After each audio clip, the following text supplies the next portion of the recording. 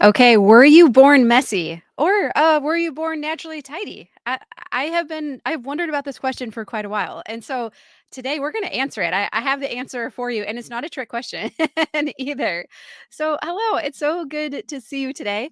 I am excited to talk about this question a little bit because, well, I'm probably talking more to my messy friends today because those of us who are not super tidy, have never considered ourselves naturally organized, just have always felt like we've just really struggled to stay on top of our homes.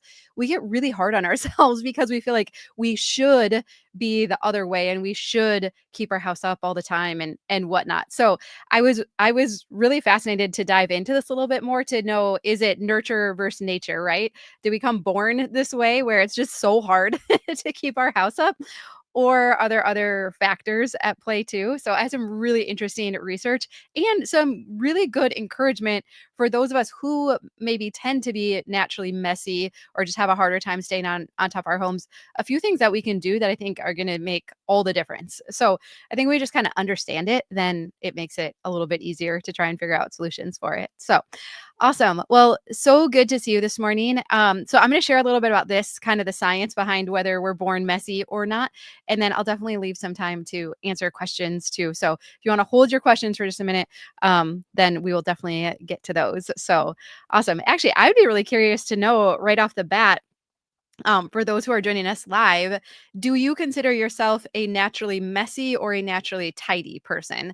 And again, tidy doesn't mean you have to be like perfectly clean, but you just kind of naturally put things in order, like things organized, are always like on the lookout for things that could be organized or better, like decluttered and simplified in your home, so it's easier to keep tidy. So I'd be curious. If we're all hanging out together, we might be a little more on the messy side, but maybe not. So I'll be curious to see. Yeah, Chrissy says naturally messy. So I'll be curious. Messy friend.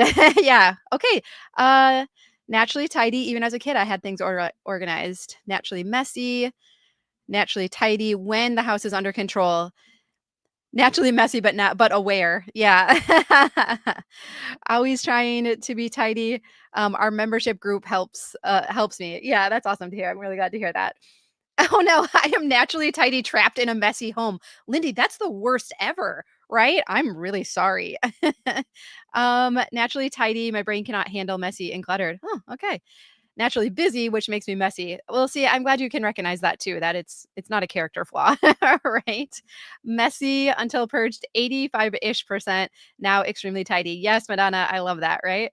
Tidy with certain areas, messy with others. Okay, that makes a lot of sense. Naturally tidy. Oh, we do have a lot of like naturally tidy friends. Naturally tidy, but find it hard to do the cleaning. Okay. Tidy moments. Yeah. See, this is me, right? Naturally messy, but wish I was tidy. Yeah. Until I figured some things out. And now I can say I am a tidy person. And so I am very glad about that. Okay. I'm actually almost feel like we have just as many tidy friends as messy friends. So, but those of you, I appreciate the commentary with it, because those of you who like things tidy also have found your inventory creeping up, and then it's like really hard to stay on top of. So, all right, well let's talk a little bit more about this. So, I wanted to know for sure, like, is there such thing as a messy person and a tidy person? Because often that's like kind of what it feels like. And again, I put myself in the messy camp. So I've been doing a little research. I am working on my master's in psychology, and so a lot of this has been coming up and just feeding into like my curiosity around all this. So bear with me. All right. Okay, so here's what I found out. Genes do play a small role in whether we're tidy or messy, but it's not deterministic. So we can't just blame our genes. You can't say, like, oh, I had a tidy mom, so I'm tidy, or oh, I had a messy mom, and so I'm messy, or whatever. Some studies suggest a genetic component to traits that can influence tidiness, like conscientiousness, orderliness, or impulsivity. These are personality traits identified in the Big Five model, especially conscientiousness, which includes self discipline, organization, and goal directed behavior. So, a large twin study from the Minnesota Twin Family Study found that conscientiousness is about 40 to 50% heritable. Now, here's what's interesting. Diana and I actually participated in the Minnesota twin study. So it was the largest study ever done on it was both identical twins and fraternal twins. It went on for over 30 years. They just recently wrapped it up. It might have even been longer than that because we started participating when we were in fifth grade, and we would go up to the U of M, and we would be up there for a couple days, and we would do interviews, we'd do questionnaires. They would put the like electrode things on our heads and like show us different images and have us solve puzzles. So we were up there for a couple days, and then we would go back, I think every like 3 years. And then in between, there would be phone interviews where they would ask more questions and different things. So I think we were, God, I was pregnant the last time we went up. So we participated, I think, into our 30s in it. And then recently they wound it up. So it's been really fun to see all the times that this study is referenced all the time in psychology because you can learn a lot from identical twins, right? Um, and so we participated in that, and it was interesting to see though that what they found in the study is that this trait of conscientiousness is 40 to 50% heritable. So what does that mean? That means that that does d- dis- give us a disposition one way or the other. That if we don't have the conscientiousness gene, we're just not quite as aware of it. We don't just have that natural urge to organize or to bring things into order. Doesn't mean we don't appreciate it and like a really nice clean space. It just means that we're not bent that way, right? But the good thing is that while you may be more likely to lean tidy or messy based on these inherited traits, it's not destiny, right? So that's what we're going to talk a little bit about. So we have the inherited part, whether we inherited the conscientiousness gene or not, the urge to be tidy, but behavior is largely learned and reinforced over time. And so I heard this said the other day, and it was said, "You're not a messy person, you have just been practicing messy behaviors for most of your life."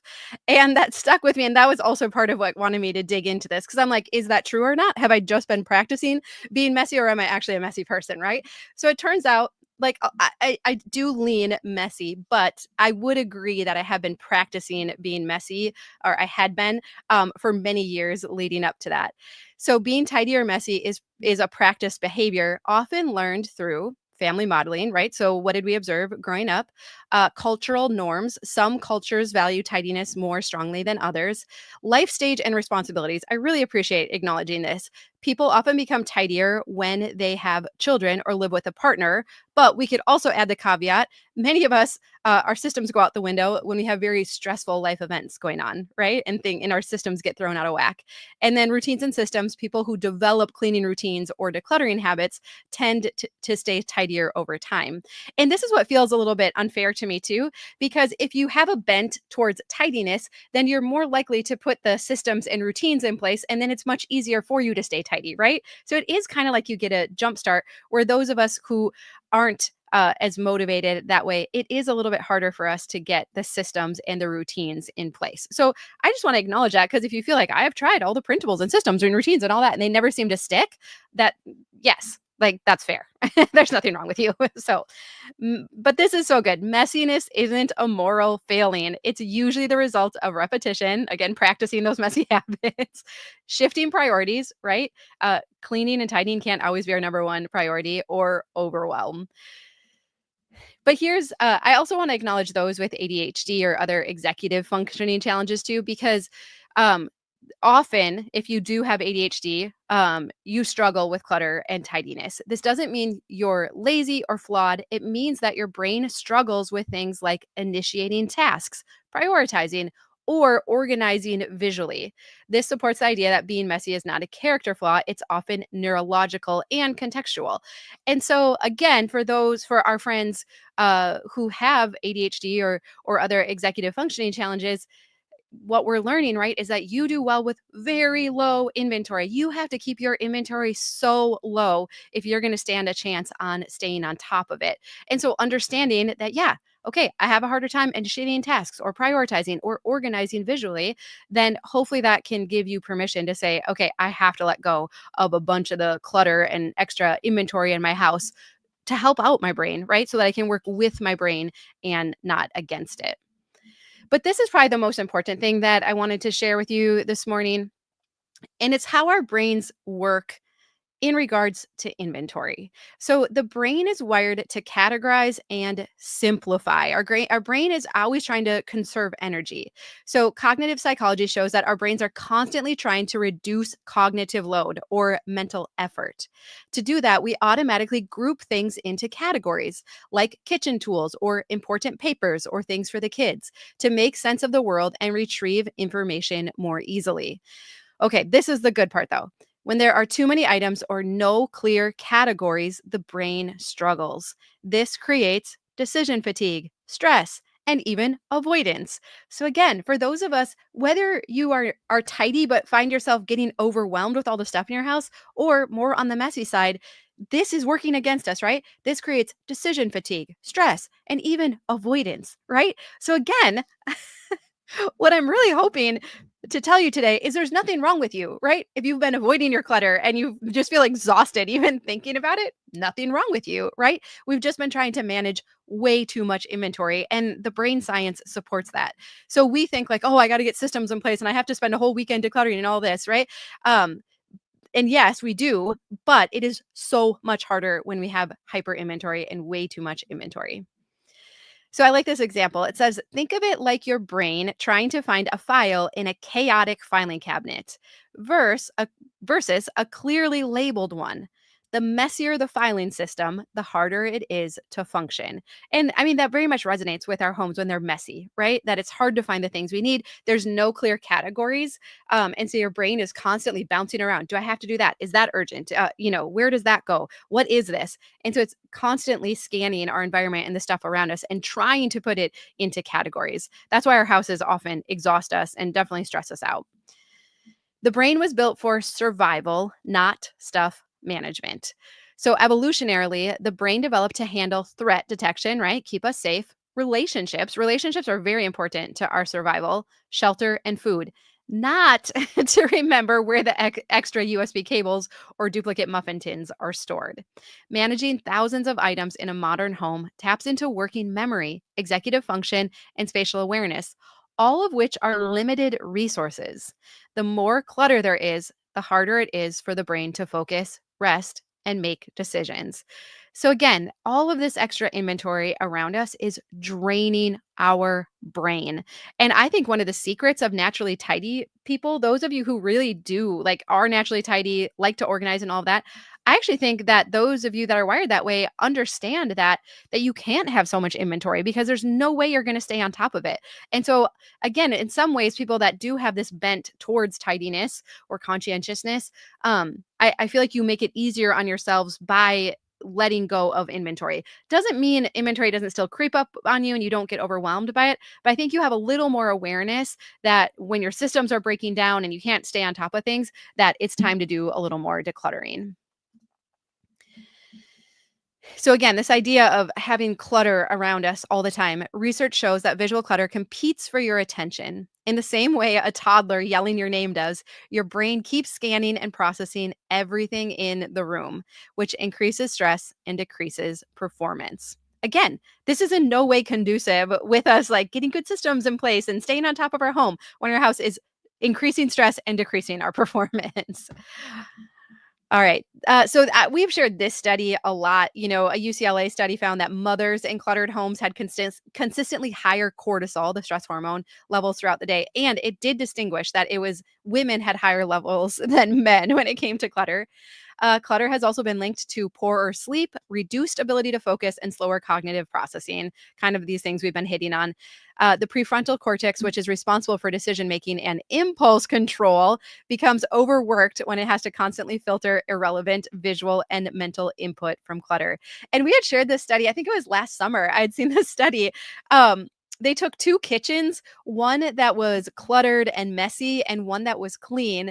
And they had a bowl of cookies on the counter in each. And those that were in the cluttered environment were more likely to eat the cookies when asked not to than those that were in the clear environment. And so it just kind of, supported that idea that when we are in a cluttered environment, it does absolutely impact our impulse control. So here's the bottom line. Here's what we're getting to. The brain is not designed to manage hundreds or thousands of possessions. It's designed to problem solve, survive, and conserve energy. Clutter equals stress. And we all know this now, right? We have this awareness now. Order equals relief. While some people may be more naturally inclined to organize, there is no tidy gene or messy gene. Anyone can learn to simplify their environment and reduce their brain's burden. And so I do appreciate that. I do think it is helpful for us to know that, yes, there might be something genetic at play in regards to whether keeping up our house and staying tidy comes more naturally to us or not. But at the end of the day, all of these habits are practiced. And so for many of us, we've been practicing being messy for a really long time. And that can be a hard cycle to break. And, I know for myself, I mean, it's wild that we're coming up on 10 years. This year's 10 years of us living as minimalists. And when I think back to that time, we had 4 kids, ages 4 and under. I was a stay at home mom and I was just drowning in stuff. And I felt like such a loser, right? Like when you're a stay at home mom, you get to be a stay at home mom. Like you kind of take it on as your job to keep up the kids in the house, right? And I just remember like just watching the clock of like when Tom was gonna be coming home and being like, okay, I have 2 hours. Like I could really get to work and have the house pulled together when he gets home. And then like some days I would, and I had the bandwidth and the ability to do so. And other days I'm like, I just can't because I'm just gonna have to pick up all these toys again. I'm gonna have to wash these same dishes and wash these same clothes. And like I just can't. And so it was that time when I found minimalism and over the course of the next year, systematically got rid of 85% of our stuff. And I could not believe the freedom that I found. And, later on, then as we got into it more, I did realize though that I still had this fear, like kind of imposter syndrome of like, well, yeah, you can kind of keep up on your house now because you got rid of all your stuff. But like, are you really going to be able to stay on top of it? Is this just a fad or a phase like, I'd been through in the past? But we have been able to maintain it for 10 years now, gotten rid of a lot more stuff in the process as well, and just realized that all this clutter is very stressful, all of this extra inventory to manage. And that because I am naturally bent towards being a messy person, that I really do have to have low inventory. And when I have low inventory, I can stay on top of it. I tell myself now I'm a tidy person, right? But if the inventory starts to creep up again, it gets overwhelming to me. And there are times where it is hard for me to still stay on top of it. And so then again, it's like, okay, you're, having a hard time with this. You're starting to get down on yourself again. Like my self-talk would get real negative, right? Be like, okay, that means the inventory has crept up. What can we do to, start decluttering a little more and simplify things a little bit more? So again, most importantly though, there's nothing wrong with you, right? It's just again a little bit one factor is our wiring and then the other is that like we are just all trying to manage way too much inventory. So we reduce the inventory and then we stand a better chance of staying on top of these things. Now, here's where I go into my sales pitch. So if you want more support and accountability, if you want to over the next 3 months, like systematically get your house decluttered. So by the end of the summer, you could go into the fall enjoying some of these benefits, like having more bandwidth freed up, not using so much, energy on managing your home. If you just want to like intentionally set aside the next 3 months and we'll just work together every day to get your house decluttered, I would love to invite you into our membership group. We've been running this group for 5 years and we have it dialed in. I don't like promoting anything like myself or what I do, but this group is so powerful and I believe in it so much. And it is just like a joy to be part of and to get to work with. It is the kindest, sweetest, most supportive group of women on the internet. And every stage of life is welcome, from young moms, single women that don't have kids, live alone, live with roommates, up to our empty nester friends and retired friends. And so everyone is well, all the age stages, life stages are well represented in the groups. I do want you to know that. But it is just the coolest group of women. And one of the most powerful tools, we did a survey recently and we're like, okay, of our membership group and all the things we do in there and offer, like what is the tool that is the most helpful? And it's the daily videos. So I actually I post a 5-minute video Monday through Friday every day of the week, and it's just strategy. It's talking about decluttering, going over like our weekly challenges and the decluttering games that we play, sharing tips and ideas, tactics. And so every day in there, I'm just sharing some kind of encouragement and motivation. And so that was the number one thing that friends said was the most helpful. And then the second thing that we just added this year, because I noticed there was a gap where we're trying to get our homes decluttered, but we still have to keep up on meal planning and laundry and cleaning and managing our to-do list and getting our action things done, like paying bills and all of that kind of stuff. And so we just at the beginning of the year added in a weekly household planning meeting. So we spend an hour together every Saturday morning going through our meal plan and our task list and our action bins and working on it together. And so this was, again, in our survey, friends said that this was the second most helpful thing now in our group. And so, I've said recently that running our home is like running a small business. There are so many facets. Like we have contractors and we have budgets and kids that we want to get involved and to-do lists to stay on top of. There is actually so much that goes into running a household, and I don't think we understand the full weight of it.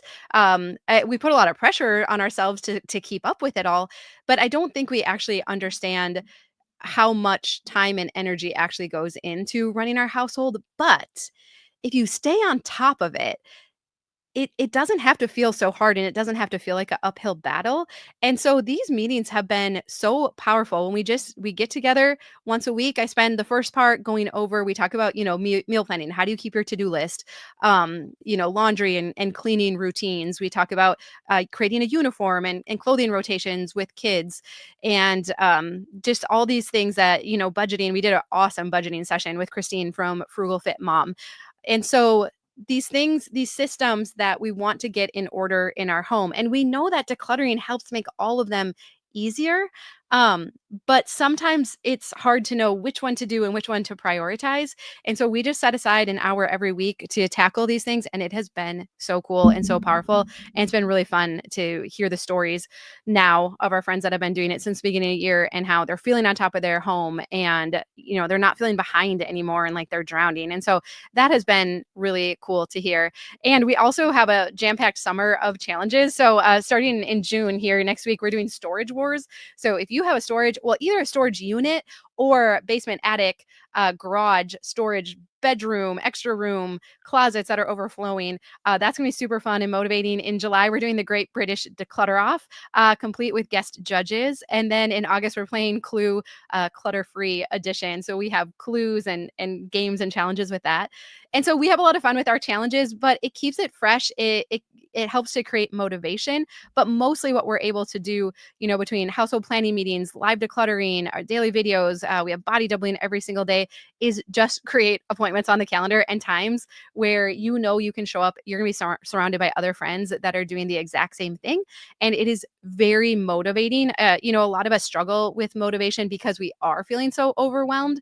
And so all you have to do is show up and we bring the energy and the motivation. Ashley said, I'd been trying to declutter for years, but I didn't see real progress until I joined the membership. The body doubling sessions were a total game changer. Suddenly, I had the energy and motivation to keep going.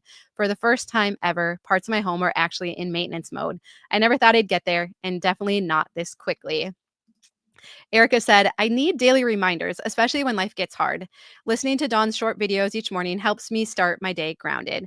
I've learned that even 5 minutes of decluttering can lower my stress. And it's not just about the stuff. My mindset has shifted too, and that's been everything. Jessica Marie said, I've always struggled with decluttering because I attach meaning to everything. But seeing other women share their stories gave me permission to start letting go. I realized I don't need to carry it all to honor the past. Now I feel lighter, not just in my home, but in my heart.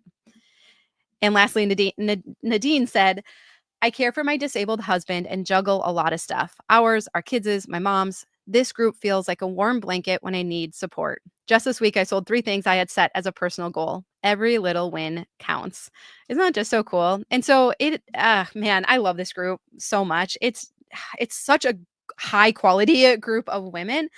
But man, it just we spend a lot of time together, and getting to spend that time together to see others struggle with the same things, it's very validating. Sometimes again, we get we get so hard on ourselves, especially as women. We're just like, I should be able to do this and I should be able to watch Dawn's YouTube videos and do it. Like all of her strategies are in there and they are. And if you can do that, if you can watch my YouTube videos and get your house decluttered, please do that. But if you've just found like, how, here we are, it's almost June. I had goals for the first half of the year and I haven't achieved them yet or accomplished them, then may we come alongside you, add daily support, fun challenges, a really cool community, body doubling that you can go into every day for extra support and accountability. We really have these tools dialed in. And if you would commit even for 3 months over the summer, I think you could see a gigantic difference in your home by the end of the summer.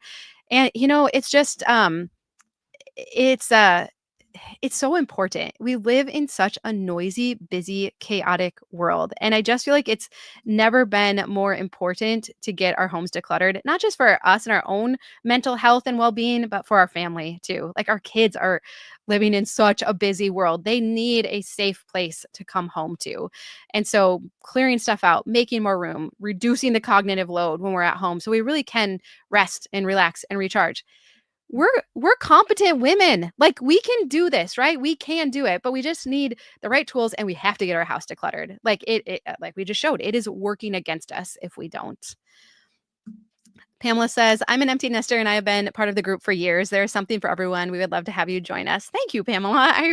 I really appreciate that a lot. Thank you. Stacy, the membership group is so worth it. I really appreciate that. Thank you. And no, Vivian, our community is not just for moms with kids. I'm an empty nester needing to declutter all these years. Yeah, no, actually, we have more empty nesters in our group. So, but lots of moms with kids, all stages. So yeah, no, everyone fits in. Even Jackie, who is my superstar assistant, just the coolest. She's been with us since near the beginning of the group too. She said, I almost didn't join because I don't have kids or whatever. And she joined and she's like, oh yeah, no, it works for me too. So all are welcome. We would love to have you. Do you deal with budgeting in the weekly household planning meetings? Do you do it more than once? We have only done it once up until this point, but I do plan to incorporate it more and do more with Christine from Frugal Fit Mom moving forward because just the hour that we got to spend with her was so powerful. And there's replays. So anytime I go live in the group, which is every Saturday morning and every other Friday for live decluttering, it's always recorded. So you can go back and watch it afterwards. You can watch it again if you want to. If anyone comes in now, we can get you to that session with Christine too. We have it all very neatly organized inside of our membership website.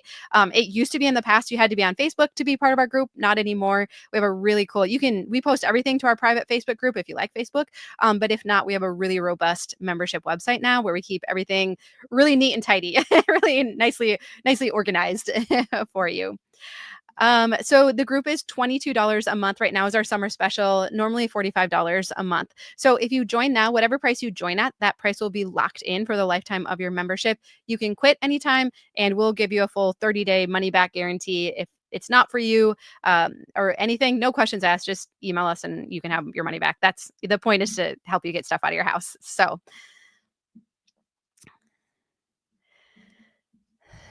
yes, so the price will stay after the summer too. If you decide to stay in, you could join for 3 months and then quit and leave or stay on. We'll continue to do more challenges throughout the year. Thank you. I love your work, John. You've made me love decluttering and juggle being a single mom, especially creating a peaceful space for my son who's autistic. Oh, I love that so much. Man, if we have kids, like neurodiverse kids, like I mean, from what I've learned from the women in our group, they thrive in highly simplified spaces. Now, decluttering with them can sometimes be a little bit tricky. We got to do a session. We did a super Saturday where we did like all day body doubling. And Jennifer in our group actually talked specifically about kids with autism, ADHD. And so we have that session recorded as well. But it was super helpful. But man, everything we're learning is those kiddos thrive in highly simplified spaces. Sometimes we have to do a little bit different tactics for them to help them to declutter because they can have different styles of attachment to their things. But man, so worth it. So worth it. Oh, I love this. Wanted to tell you the container concept changed my life, applying it to my student life since I was overwhelmed with the number of classes I took. When I took one less class, my life was better. I love that. That's awesome. Oh, that's awesome. How long will it be $22 to sign up for? Until a week from Friday. So I don't know. What is the date today? Today's the 27th. Yeah. Through June, like 6th, it'll be the $22. So yeah, you have a little over a week to sign up. But we do begin our Storage Wars challenge on June 1st. So if you want to get in before then, we're going to hit the ground running with storage spaces. And then we're also doing the second week in June, like a week on foundations for those who are new or more at the beginning of your decluttering journey. We're going to set the foundation for simplifying minimalism. You don't have to want to be a minimalist to be in the group, but certainly if you have a lot of decluttering to do and a ways to go, you could definitely benefit for it. Or if you're a little further into the onion, but you're getting to some of the harder decisions, sometimes those first layers are kind of easy. But then we get into the harder stuff and we're like, what's wrong with me? I was making such great progress decluttering, but why does it feel so hard now? Well, because you've got to the harder decisions to make, right? And that's where having a group like support behind you is so powerful. Giving you permission to let those things go. Oh my goodness. So powerful, so helpful.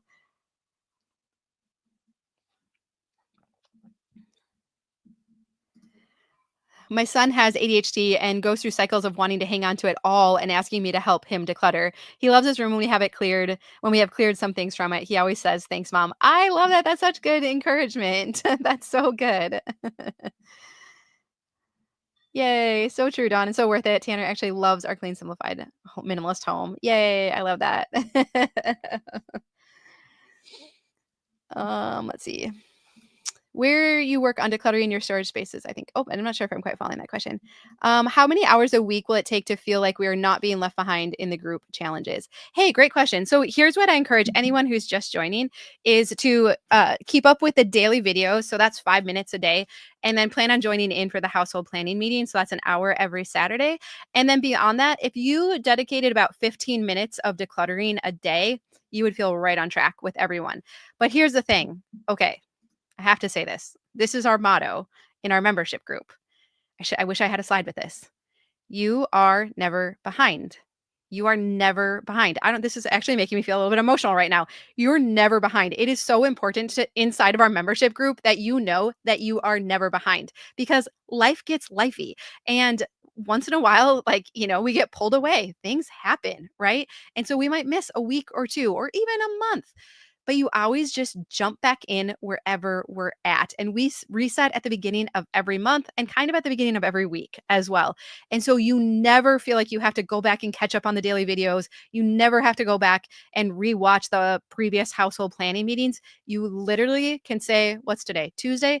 I can jump in today right where we're at. We systematically every 3 months go through every area in your home. Now we're camping out a little bit longer on storage spaces here in June because I know we have a lot of members and a lot of you who have been following us for a while that it's like storage spaces are your nemesis, right? And so we are dedicating a month to it, but all the tactics and everything we share is going to work to motivate you no matter where you're at.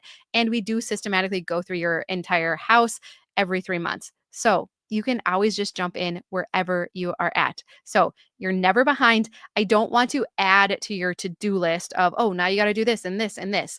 The days we have time and it works, awesome. We try to prioritize it and make space for it, awesome.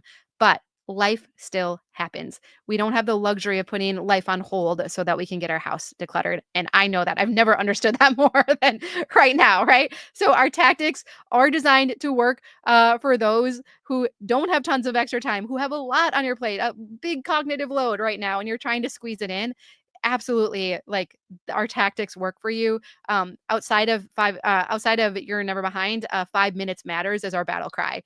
Like on the days you don't feel motivated, 5 minutes matters. On the days you don't have a lot of time, 5 minutes matters. When you look around and you feel so overwhelmed and you're like, 5 minutes won't even make a difference, we say 5 minutes matters, and you do it and you feel better afterwards.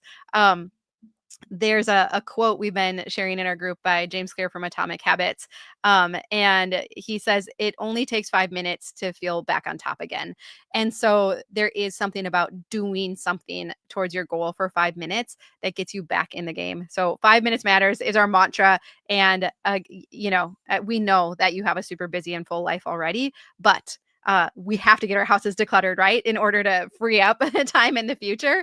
So worth dedicating a few months here this summer to decluttering. I work full time and have a thriving business, but taking needed to declutter my storage spaces, which includes lots of my late mother's things. Oh yeah, we talk a lot about that too. Sentimental stuff, things that were passed down to you. How do we deal with that stuff? The group is so supportive. And sometimes we just need a space to tell the story of things, and then it makes it a little bit easier to part with. And we have such a kind and supportive community where you come in, you can share your story, you'll be validated, heard, and then also given permission to let the items go. It's so powerful. Marilyn says, the membership group has made a difference for me. Love daily videos. The weekly planning meetings have been a life changer for me. Thank you, Dawn. I would not be where I am without you. Thank you, Marilyn. I really appreciate that a lot. As a teacher, I always tell the kids that a clean room is a fun room. It's so true. The kiddos are so much happier. Yeah, right? I love that.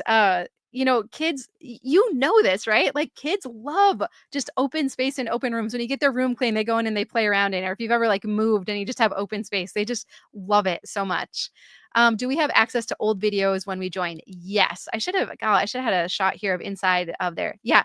We have all of the live decluttering sessions that we've done archived. All the household planning meetings we've done this year are archived, and meal planning, whatever the topics were. We talk quite a bit about managing your to-do list, because that is so hard for many of us. Paper planners, written to-do lists, apps. What's the best? We've got it figured out. It's so good. And I mean, we're never one size fits all, but we've really figured out solutions for the different types of gals in our group. It's so good. Oh yeah, the membership group had an Eat That Frog month. Yeah, that was good practice for not avoiding important tasks. Yeah, again, it's something that we have to practice, right? But once we practice it, it actually it gets a lot easier. Yes, I'm in the middle of moving out of my apartment and moving into my van for the summer. Oh wow, I've had to sit out a bit, but here I am today jumping back in. That's awesome. I love it. Is this a Facebook only group? Are the videos on YouTube? No, it is not Facebook only. We have our own membership website now where everything's archived. So you'll get a login. It's super simple. God, do I have a picture of the dashboard handy?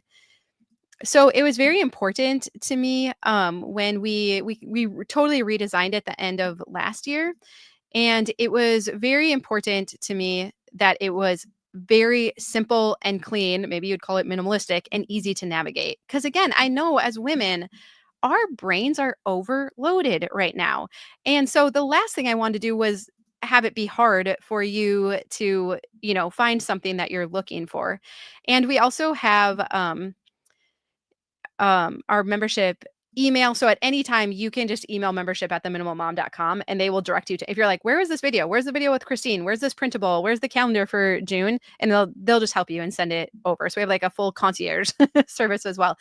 So this is what it looks like inside of our membership website. So daily videos right at the top, join body doubling, the current challenge. If you want to visit the Facebook group, we post a daily video right there, right on the homepage of it. And then if you scroll down a little bit, you can join right into the household planning meetings. We use one link for everything. So very simple, easy to navigate, easy to find the things that you're looking for. That was very important to me.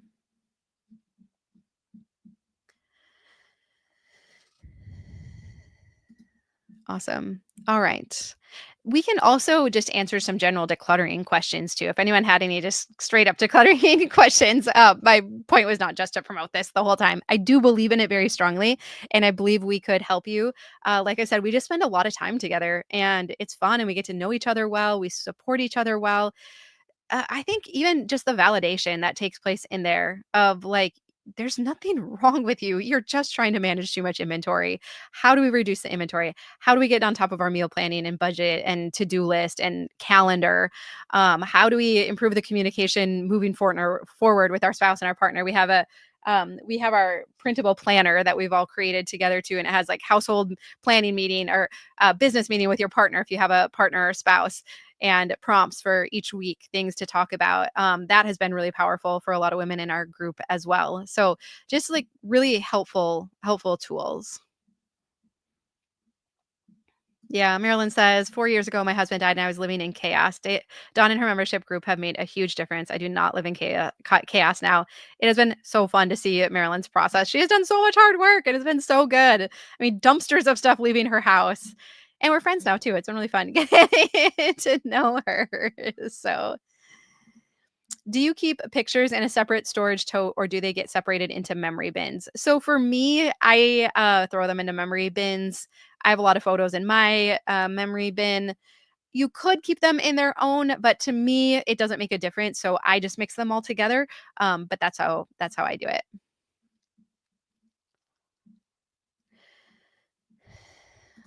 I have a 2-year-old and a 2-month-old in a small apartment. Any tips for navigating baby-proofed spaces? Having to unlock cabinets makes putting things away so challenging for this ladybug. Yeah, Stephanie, great question. It really depends how much space you have. Even when we were in our townhouse, it had a very small kitchen, just very limited cabinet space.